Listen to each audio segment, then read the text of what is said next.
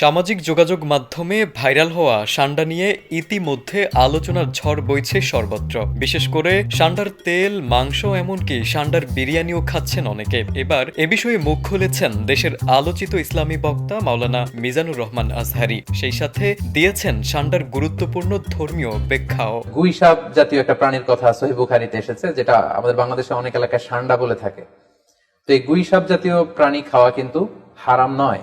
সান্ডা খাওয়া হালাল নাকি হারাম? এক ভিডিওতে মাওলানা মিজানুর রহমান আজহারী বলেন, গুইসাপ জাতীয় প্রাণী, যেটিকে আমাদের দেশে অনেকে সান্ডা বলে, সেটি খাওয়া হারাম নয়, কিন্তু এটি রুচির বিষয়।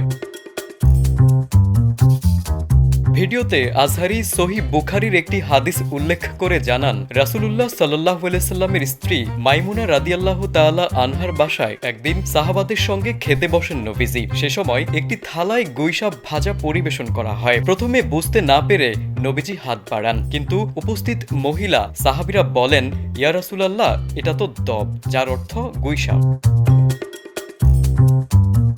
একথা শুনে রাসূলুল্লাহ সাল্লাল্লাহু আলাইহি সাল্লাম সাথে সাথেই থেমে যান এবং বলেন, আমি এটা খাই না, কারণ আমাদের এলাকায় এটি পাওয়া যায় না, তবে এটি হারাম নয়। অতএব এই হাদিসের আলোকে বোঝা যায় সান্ডা খাওয়া হালাল।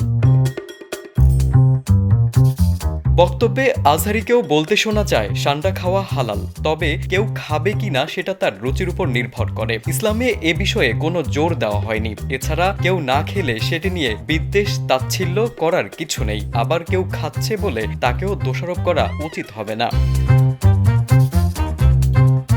সাধারণত উত্তর আফ্রিকা থেকে শুরু করে ভারত পর্যন্ত বিস্তৃত শুষ্ক ও আধা শুষ্ক পরিবেশে বাস করে সান্ডা। সৌদি আরবের মরুভূমি এদের অন্যতম প্রাকৃতিক আবাসস্থল। দিনের বেশিরভাগ সময় এরা রোদ পোহায় এবং সন্ধ্যা হলেই গর্তে ঢুকে পড়ে। বিপদ টের পেলে পাথরের খাঁচে আশ্রয় নেয়। সেখান থেকেই এরা গাছের পাতা বা ফলমূল খেয়ে বেঁচে থাকে।